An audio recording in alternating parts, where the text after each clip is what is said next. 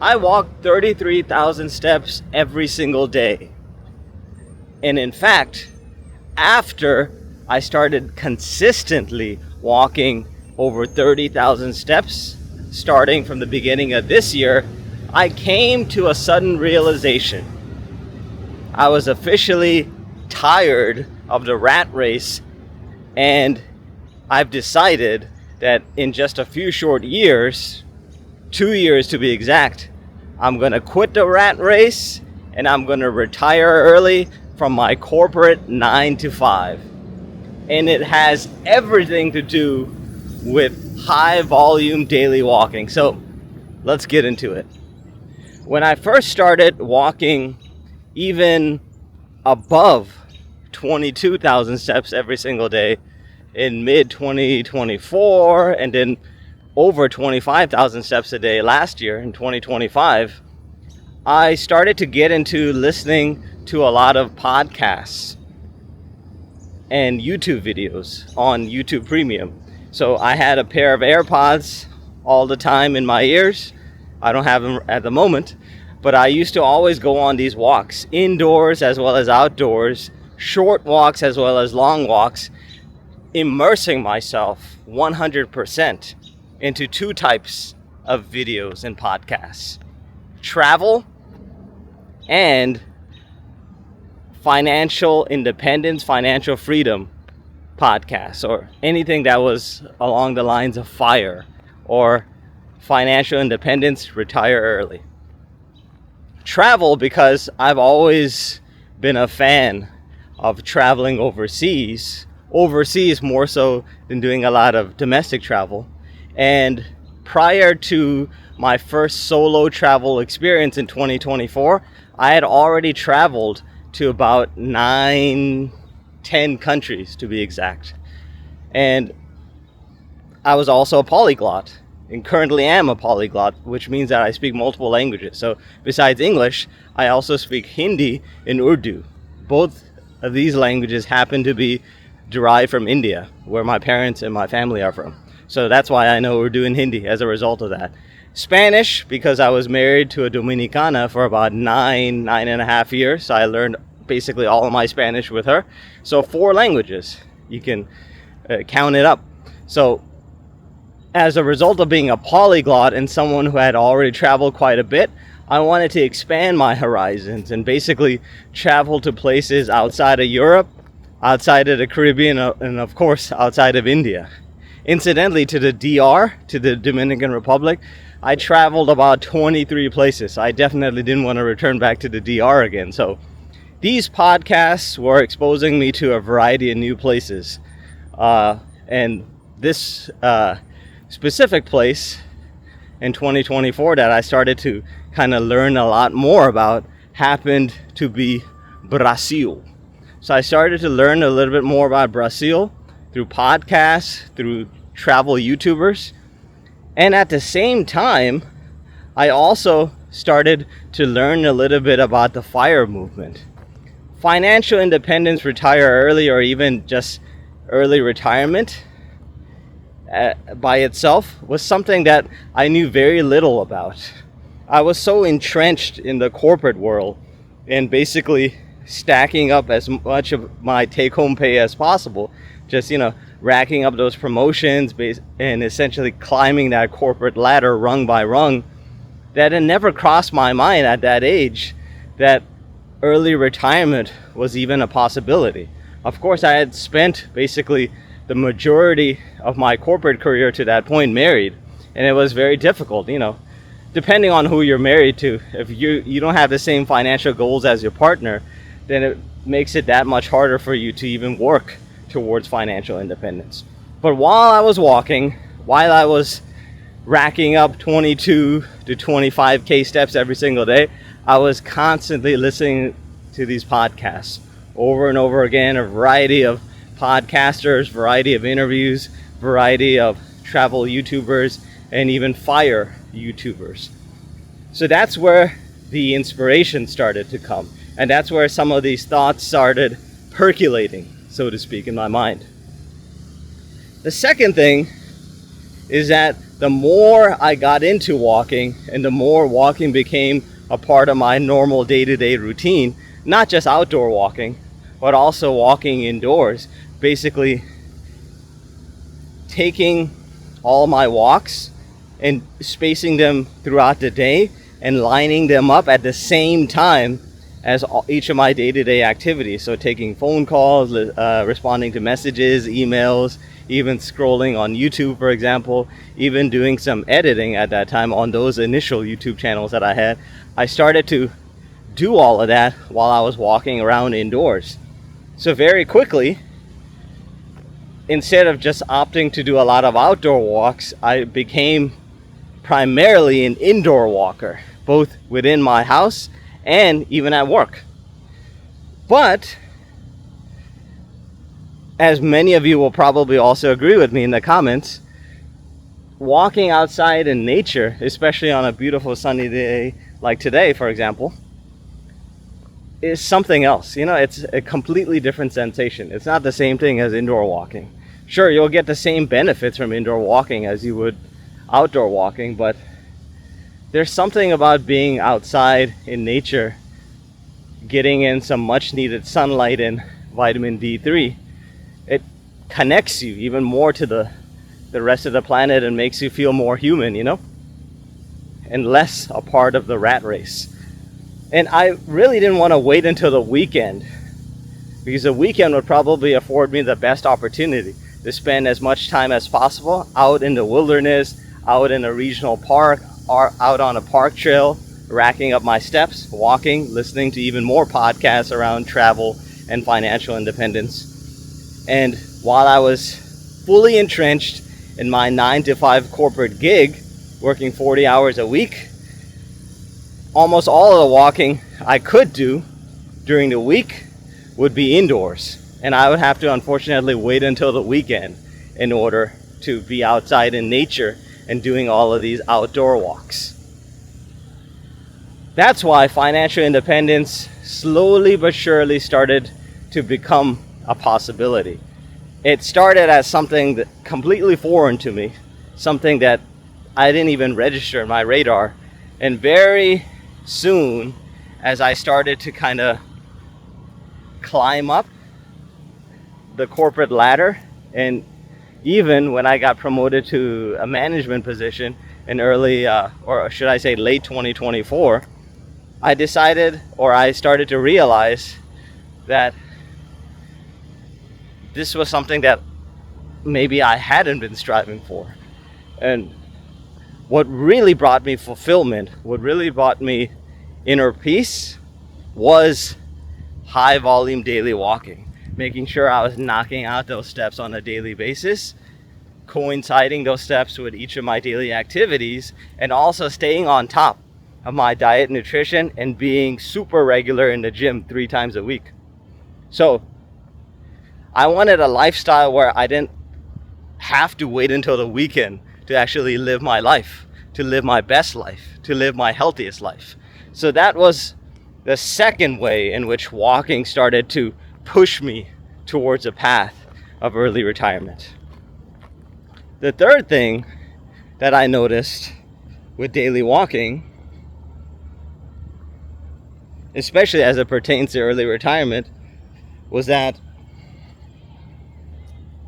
and let me see here, I want to make sure that I give you guys all the juicy details, though I don't want to miss out at any points, although these points are coming at you guys in no particular order. But it has, and I probably just alluded to the fact that I was, while I was successfully climbing up the corporate ladder from being a lowly solution engineer to a machine learning engineer, a solution architect, a manager, a first line manager, in late 2024, early 2025, at the end of the day, I started caring less and less about what I was doing on a day-to-day basis. For one thing, I was making exactly zero impact on the lives of my fellow coworkers, of the folks who were reporting to me, even our customers. What we did on a day-to-day basis meant nothing whatsoever. And it overall meant nothing to me. And all of the raises, the stock awards that I was getting, I cared less and less about it. So now, as a manager who is, well into making six figures every single year, and of course, by extension, my taxes started going up, I started to care less and less about stacking money. I didn't want to keep up with the Joneses anymore. I didn't want to be accruing more material possessions, upgrading everything that I already had in my life, right? Getting the latest iPhone, getting the latest electronics and gadgets, updating my laptop, updating my car. None of that crap mattered to me anymore. It was mattering less and less to me. So I wasn't burned out from my corporate job. I just didn't want to do it anymore. It just felt meaningless. It felt impactless to me. So when that started to kind of register in my mind, and when that started to reverberate around my skull on a near daily basis, I started to pour into more literature, more podcasts around early retirement. I subscribed to many YouTubers who had already been a part of the FIRE movement. And I also noticed that a lot of the travel YouTubers that I had started listening to when I crossed into walking over 25,000 steps were also folks who had retired early. So there was a correlation between retiring early and traveling. So that brought me to my next realization. If I were to retire early, all I needed to do was to just make enough money from my 9 to 5 and store and accumulate enough money so that I wouldn't have to work a day in my life again.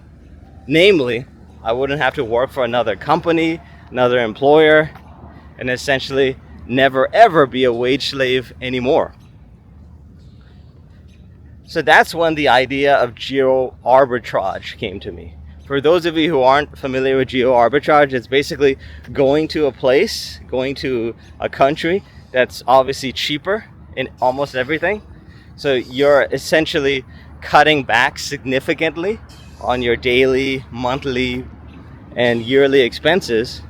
And essentially, the idea is to hit your retirement number and live like a king elsewhere, overseas. Of course, inflation is going to happen everywhere, regardless of where you go. But inflation is less of an impact in countries that have a smaller GDP than your current country, or countries where the currency is significantly, less powerful than the US dollar. I'm in the United States, so obviously, this is the wealthiest nation on the face of this planet. So this is also the land of opportunity, but it's also a place that's becoming more and more expensive with every passing year, heck, with every passing quarter, in fact. So because of that, I started to look into those places that I was frequently learning about, like Brazil, for example. Brazil was something that jumped out at me, even though Brazil happens to be the most expensive country in South America. It's also the wealthiest nation. It has the highest GDP by far of any nation in South America. But when I started to travel to Brazil, and I saw immediately not only the currency exchange between the real and the dollar, but I also saw the cost of common goods and common items, groceries, for example, in Rio de Janeiro, which is probably the second most expensive city in Brazil after Sao Paulo. But going to Brazil and being, actual, boots on the ground and taking a look at the cost of living there, I realized I really didn't need that much money to accumulate from my corporate 9 to 5. I really didn't need to have millions of dollars in the bank, let alone in my brokerage account, in order to retire to a place like Brazil, for example. So that's when I changed my focus entirely, at work especially, from focusing on getting the next promotion, from, playing the political game, especially as a manager, while the other managers are busy sucking up to the director, sucking up to the vice president. I just did exactly what was expected of me, the bare minimum, just showed up to meetings, was the first, was probably on time to each of the meetings that I had as a manager, and then I was the first one to bolt out of there, or I opted to leave early at certain workshops because obviously you wouldn't catch me sitting for 8 hours at a stretch. Nope. I would probably just stay there for a few hours and then I would just duck out of there. My whole purpose in continuing to work at my 9-to-5 corporate job, which continues to this day, is to invest the majority of my take-home pay, over 60 to 70% of my take-home pay, into my retirement accounts, which include not only my 401k, but also an individual brokerage account. Now, this is not a channel that's geared towards discussing early retirement or finances or investments in detail. I am not a financial advisor or expert, so don't take my advice as gospel. This is what I'm implementing now, especially since I've become more gung-ho about retiring early. And all of this, once again, I'm going to tie it back to daily walking. If I hadn't started listening to those podcasts from those travel YouTubers, from those fire experts, from those investment experts, I would never have even thought that this was possible. I would never have even embraced the idea that I can just shift my focus entirely at work so that I'm just not caring about the promotion, not caring about getting a raise or a bonus or what have you, and just investing as much of my take-home pay as possible and just stacking it up in my retirement accounts. Because at the end of the day, the combination of everything I have in my 401k plus my individual brokerage account will ultimately set me free. And this is the amount of money, the only amount of money that I'll need to sustain myself forever. There's something called the 4% rule. That's something that maybe you guys are already familiar with if you are also on the FIRE path, the early retirement path. But it basically comes down to this. You take a look at your yearly expenses at the moment. For example, if you're only spending about $2,000 a month, that would be about $24K for the year. And you basically take that $24K and you multiply it by 25. And that will give you your retirement number or your FIRE number. So that's the total amount of money you need to retire and not work a day of your life. Because the idea is going to be that with that amount of money, your monthly expenses will obviously be less than the amount of interest that you make from that amount of money. So maybe that amount of interest gets you 8K a month, but you only spend maybe like 4K or less of that amount. So you're essentially spending only a fraction of your interest and dividend payments from that amount, while you're letting the rest of the money, the principal, continuing to compound. The rest of your principal amount is going to continue to compound. So theoretically, that amount of money that you retire with will never go to zero. So that was the whole idea behind me. That was essentially what I learned. That was like the big takeaway lesson that I got from all of those podcasts and all of that literature that I consumed around the FIRE movement while I was continuously stacking those steps, while I was continuously walking. I was listening to those podcasts, nodding along and saying, this is fucking brilliant. This is exactly what I should be striving towards with every paycheck that I get. And I wish I would have started on this earlier, but I was not in the position that I am today. Single, no kids, no liabilities, no responsibilities at the moment. So I'm essentially now about 2 years away from hitting my FIRE number. That's it. So long as we don't have a stock market crash, fingers crossed, I'm literally 2 years away from early retirement, and then I can essentially retire to any of my favorite paradises around the world, like Brazil. And I've also been looking at other countries in South America, because my goal is not to be in a single country for the entirety of my lifetime, because once again, I'm gonna get bored, right? There are only so many places you can walk around in South Brazil or even Southeast Brazil. And furthermore, there are certain requirements around residency that will require me to either invest a shit ton more money into the Brazilian government or marry a Brazilian. And I'm not about that married life anymore. Been there, done that. Thank you, but no thank you. So as a result, I will more than likely, and this is the initial plan, I will more than likely slow travel through South America. So Brazil being one of the countries that I'll be there on the tourist visa, and I can stay there for a minimum of 90 days up to a max of 6 months. So I can actually extend a tourist visa from 90 days to 6 months or 180 days. So I can either stay there for 3 months, stay there for 6 months, and then I can slow travel my way to another country within South America. Once again, leveraging geo arbitrage. So, a considerably lower cost of living, keeping my expenses at or below $2,000 a month, because rent and everything. I'm obviously going to be renting. I'm not going to be buying a house because I'm just going to be slow traveling from country to country. So that's the initial plan. All of this comes down to my 2-year blueprint for retiring early, and I'm going to dive into this in more detail in subsequent videos, especially if you guys are interested in hearing about it, especially if some of you walk stars are also on the same fire path. Let me know in the comments below. But this has all been possible, and I can attribute this 100% to my passion, to my love of daily walking and progressively overloading on the number of steps. The more I walk, the more clear it becomes that this is the life that I want.